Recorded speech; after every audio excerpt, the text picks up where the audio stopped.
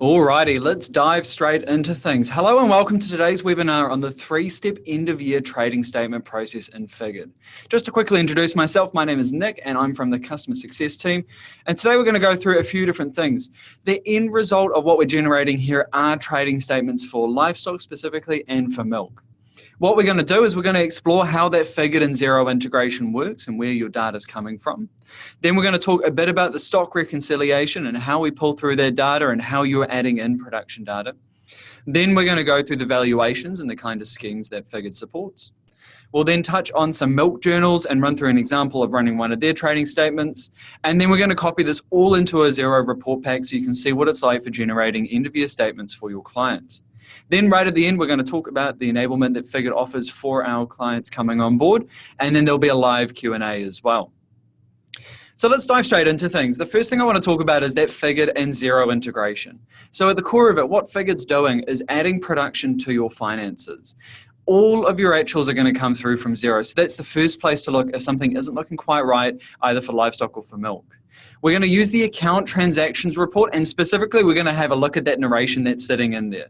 We're going to use that to look at the quantities, and then we're going to add those production quantities to the dollar amounts and bring in the things like livestock classes into that too.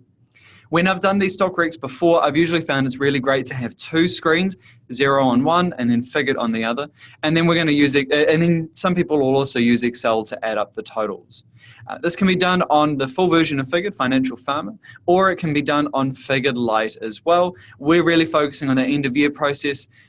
So let's take a look at what that stock reconciliation would look like. This can be run regularly or you can run it at the end of the year, but we're focusing really on that end of year process. So we're going to add this in from an annual point of view. You're going to be using the stock balancer to quickly add in and reconcile those movements, adding in the stock classes, adding in those quantities, and doing the things like aging that you need to do for your valuations to work. Visually, this should look really similar to a tally sheet for you. So this should be nice and familiar. We have even target closing, so you can use the closing quantities that your farmer's given to you. And then you can also aid your opening stock to move the immature livestock up through the next class. So that makes things quite quick for you as well, looking at that stock reconciliation. The second step of our process is to do your tax valuation. Within New Zealand, we support all three schemes. So we do a herd scheme, national standard cost, and a market value. You can see what's behind that valuation as well. So if you're doing, say, NSC, you can take a look at the contributing factors to that valuation and then copy that into a work paper if you need it. What Figured will do for you is also generate those journal entries for you at the end of the year, reversing out whatever you have on hand at the moment and then putting through that new taxable amount. We do this by mapping through to three different accounts. A current asset account for all of your livestock on hand, not for each individual class. A non-cash movement account, which is a direct cost account. That's for that movement and value throughout, at the end of the year. And then we also support a livestock revaluation reserve for your second year of using Figured, where we do the herd scheme revaluation for you, and that can be posted through to Xero for you. So the second step is tax valuation, and you can allocate stock between different schemes as well. Then the final step is running the report. Our trading statements are ready to be copied straight into a Xero report pack. We can also bring in associated income and expenses for that production. So I'm talking about things like premiums. You can have that associated to the account, so to the trading statement, and then copy that on through. Then you can link your Fonterra FarmSource account to a Figured file to make that milk trading statement even faster. So when you do that, you're then bringing in the production quantities, the kilograms of milk sold from FarmSource, bringing that into the milk trading statement. So all you need to do is really just focus on the financial side of things, which is all handled on Xero, and I'll show you some neat ways to do it as well. So these three steps are really nice and simple. Do your stock rec, do your tax valuations, and then run that report. Nice and simple, 3 steps. So to prove this, we're going to go in and we're going to do a worked example now. I've got a demo farm that I've already set up for us here, and it's called the 3-step webinar. So the very first thing I want you to take a look at here is that we're operating in 2018 because we're doing an end of year process. So I need to change my date selector at the top of the page back to 2018. And now we're ready to roll. What I'm going to do now as well is open up my Xero account transactions report, and I've selected all of the different sale and purchase accounts that I have in my chart of accounts. I've set my date range to the last financial year, and now I can see all of those sales and purchases, and I can see all of the quantities down here. Nice and easy. So this account transactions report and the narration specifically is what I'm going to be using for my end of year stock rec. Now, if you've been doing stock movements throughout the year, so say you're using Financial Farmer, this will already mostly have been done for you, and you'll be using a slightly different process by just adding in the transactions. But since we're looking at an end of year process and we're putting in these new sales and purchases, let's go ahead and do that now. So if I start adding up some of these figures, I'll find out things like the number of dairy EMA cows that I purchased. We're looking at, say, 110 here. Then same for our one heifers, 126. And if we add all of these up here, we're going to get different quantities. So I need to bear those quantities in mind, because when we look at the stock balancer, we're then going to see how we can enter those in really quickly. So let's dive back into Figure, take a look at our stock trackers. I have one for my livestock and one for my milk tracker. Now let's dive into that dairy cattle tracker and take a look at it. You'll see that I'm looking at the end of the year, so I'm looking at 2018, which is my previous financial year. I'm looking specifically at actuals, not actuals and forecast and not the budget, just my actuals. And the first thing you'll probably note on this page is that we have this yellow banner here saying that more of your accounts have inconsistent balances. Now that's not a bad thing. All that's telling me is that I have data that's sitting in Xero, but I haven't added the production to it in Figure just yet. That's what we're doing now by doing our stock rec. In this scenario, we're just going to imagine that my farmer here is a new dairy farmer, so we don't have any opening values to worry about. However, if you're working with our enablement team, you'll find that all of those opening values in the last year's movements have been entered in already.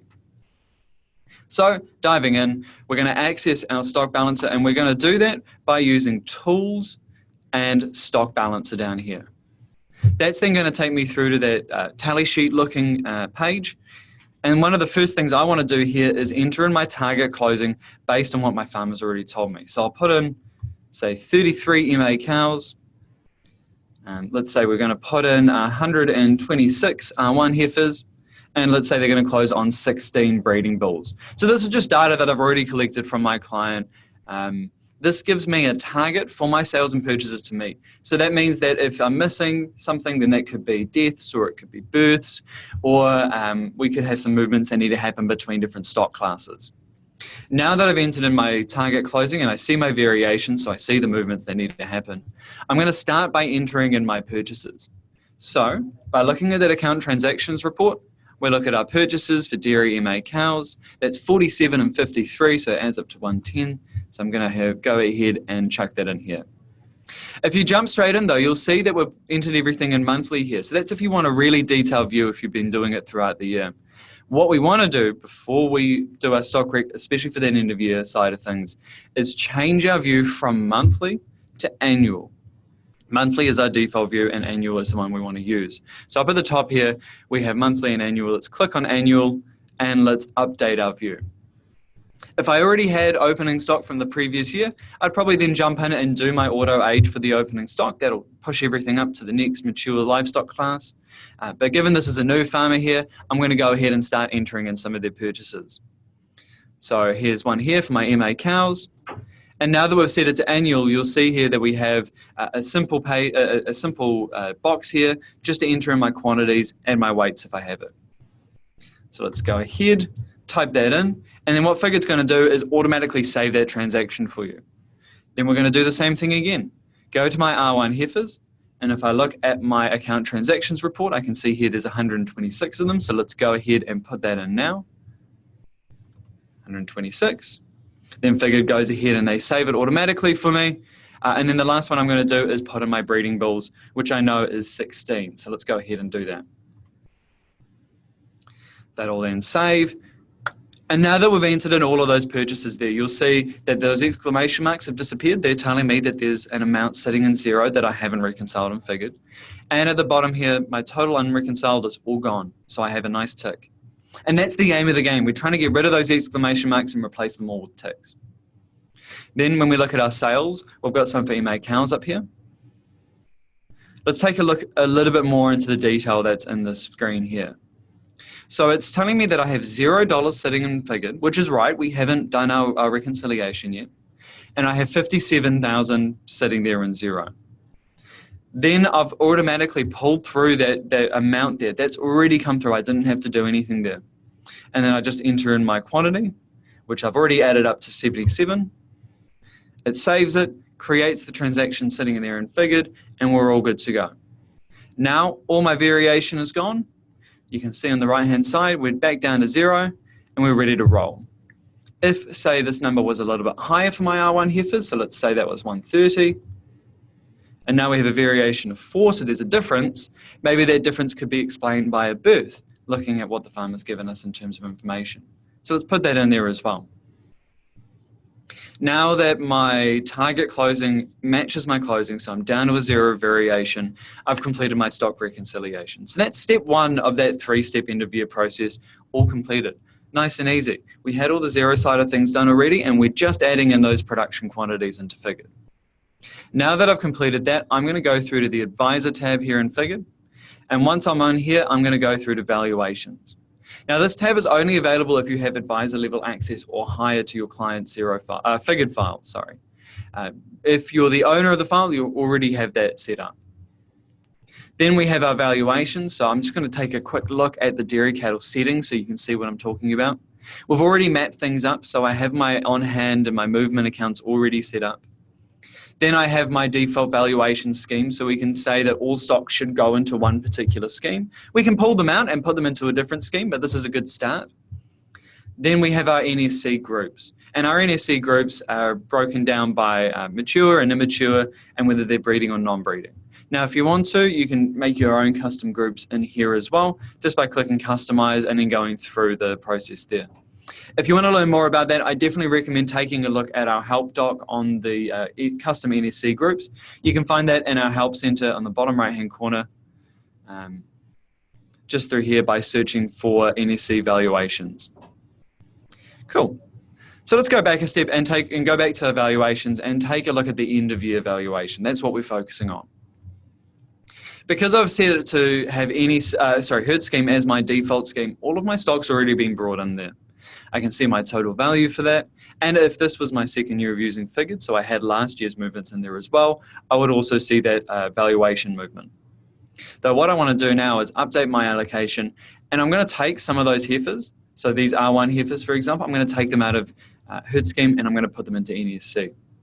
So we decrease the quantity in this situation, and it's okay because for me this is the first year, so I don't have any last year's closing to worry about. If you enter in a closing quantity this year that's lower than last year's, you will get a warning, of course, because with a herd scheme you can't just remove stock like that. But for my first year, let's save and go back. And this is how we move stock between different schemes. We pull it out of one, so decreasing the quantity there. And for this one, it's nice and easy. I'm just going to put the rest of it into national standard cost. So I'm going to allocate all unallocated stock. That's then taken the unallocated stock, the stuff that I just removed from herd scheme, put it into NSC for me. And it's also calculated what that value per head should be. If I want to see what's behind that, I can view the automatic calculation. And that'll show me the number of births I've had, as well as the number that I've acquired. Now, if you have your own work papers and you disagree with this figure, that's okay. You can override the per head value and enter it in. Sometimes you need to do that if there are certain things happening in the background that may not necessarily be pulled by the stock rec, or if it's your first year for mature livestock, you have to override and manually enter in that per head amount. But I'm happy with this here for now. I'm going to save and go back, and now my stock valuations have been all completed. I have a quick sense check here as well, looking at my actual stock on hand at the end of the year, which is 179, and then looking at the number that's already been allocated, also 179.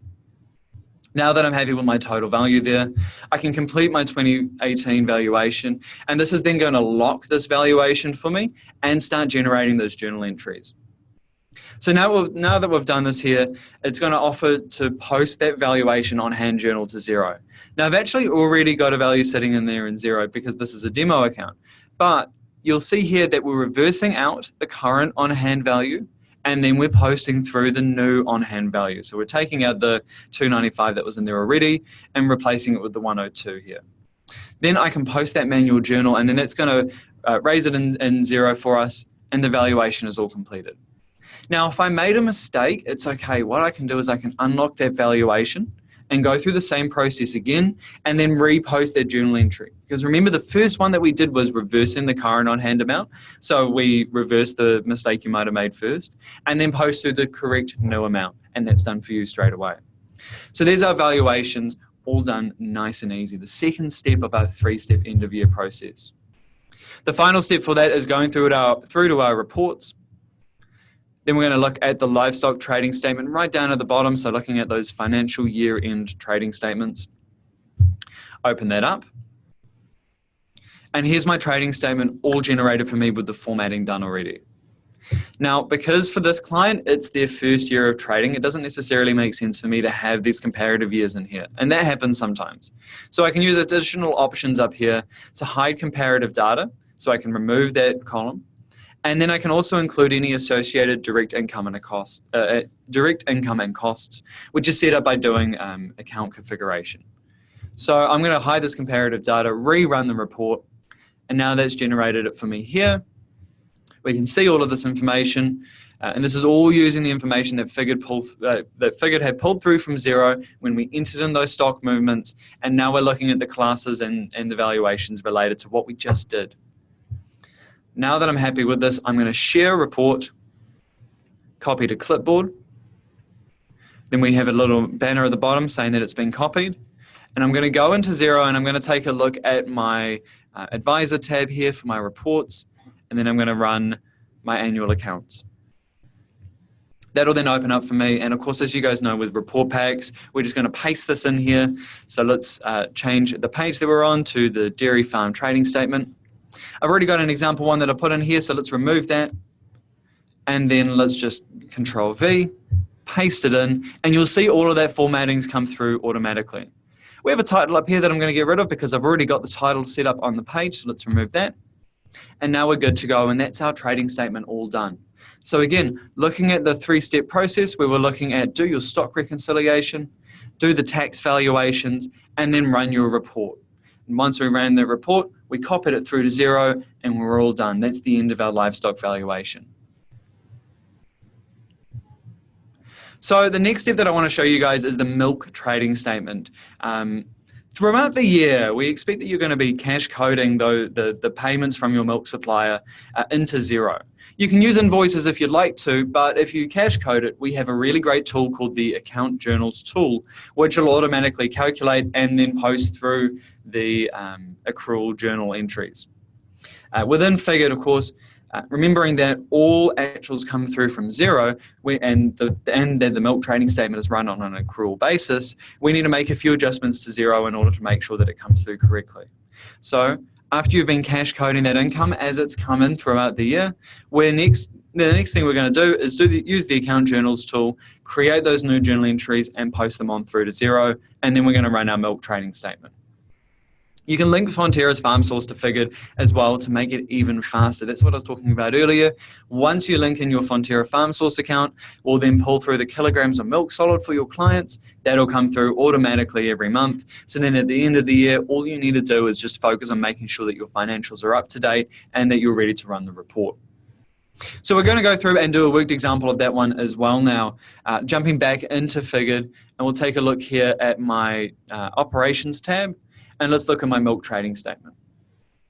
So I've got my milk tracker in here. I haven't entered in my production yet because I haven't synced in with FarmSource. But once I had, it would all go in there. Otherwise, if I need to manually enter it, I can do that just by typing in for each month my production of milk solids. So we can just start doing that now.